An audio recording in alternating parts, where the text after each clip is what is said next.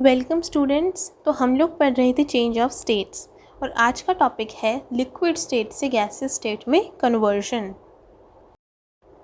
जो लिक्विड से गैस के अंदर कन्वर्जन होता है, इस प्रोसेस को कहा जाता है वेपराइजेशन। तो एग्जैक्टली वेपराइजेशन होता क्या है?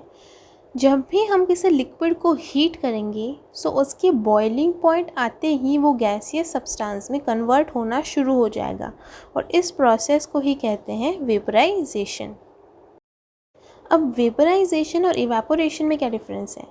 इवेपोरेशन भी लिक्विड से गैस में कन्वर्ट होने की प्रोसेस ही है, लेकिन इसमें ऐसा ज़रूरी नहीं कि जो कन्वर्जन है वो उसके बॉइलिंग पॉइंट आने पर स्टार्ट होगा। वो कभी कभी उसके बॉइलिंग पॉइंट से कम टेम्परेचर पर भी स्टार्ट हो जाता है और ये एक कंटिन्यूअस प्रोसेस है जो हमने ज़्यादातर वाटर साइकिल में अच्छे से समझ रखी है। अब एक बहुत important topic, latent heat of vaporisation. इसे हिडन हीट यानी कि छुपी हुई ऊर्जा भी कहते हैं। मान लीजिए आपने गैस स्टोव के ऊपर पानी गर्म करना शुरू किया, आप उसे कंटिन्यूअसली हीट कर रहे हो और जैसे ही 100 डिग्री टेम्परेचर हुआ, आपने देखा कि पानी भाप बनना शुरू हो गया। आपने गैस को बंद नहीं किया और उसे हीट करते रहे। अब आपने जब टेम्परेचर चेक किया तो पाया कि टेम्परेचर में तो कोई चेंज ही नहीं हुआ, कोई इंक्रीज़ ही नहीं हुआ, टेम्परेचर तो अभी तक कांस्टेंट है। तो आखिर हमारी हीट एनर्जी गई कहाँ? वो हीट एनर्जी कहीं और नहीं गई, वो यूज़ आ गई आपके लिक्विड के जो पार्टिकल्स थे उनके बीच के फोर्स ऑफ अट्रैक्शन को कम करने में। Let me explain. तो जैसे ही वेपराइजेशन शुरू हो गया, टेम्परेचर 100 डिग्री सेंटीग्रेड पे पहुंच गया, उसके बाद उस लिक्विड को हीट करने पर जो उसके पार्टिकल्स के बीच का फोर्स ऑफ अट्रैक्शन है वो कम होने लगा और पार्टिकल्स एक दूसरे से दूर जाने लगे और कन्वर्ट हो गए गैस के पार्टिकल्स के अंदर। अब दिमाग में क्वेश्चन होगा कि हीट करने से पार्टिकल्स के बीच का फोर्स ऑफ अट्रैक्शन कम क्यों हो गया? ऐसा क्या हुआ? तो मान लीजिए कि आपने एक पेंडुलम लिया है, आप उसे खींचते हैं और छोड़ देते हैं।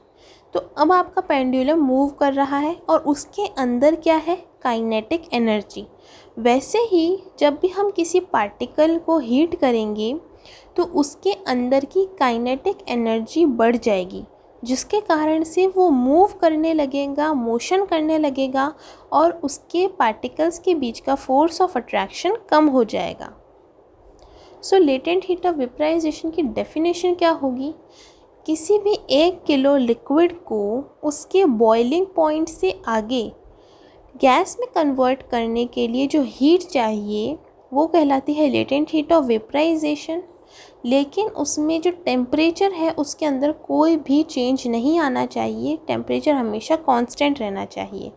यानी कि the amount of heat required to convert 1 kg liquid into gas at its boiling point without changing temperature is known as latent heat of vaporization, जिसे हम लोग हिडन हीट या फिर छुपी हुई ऊर्जा भी कहते हैं।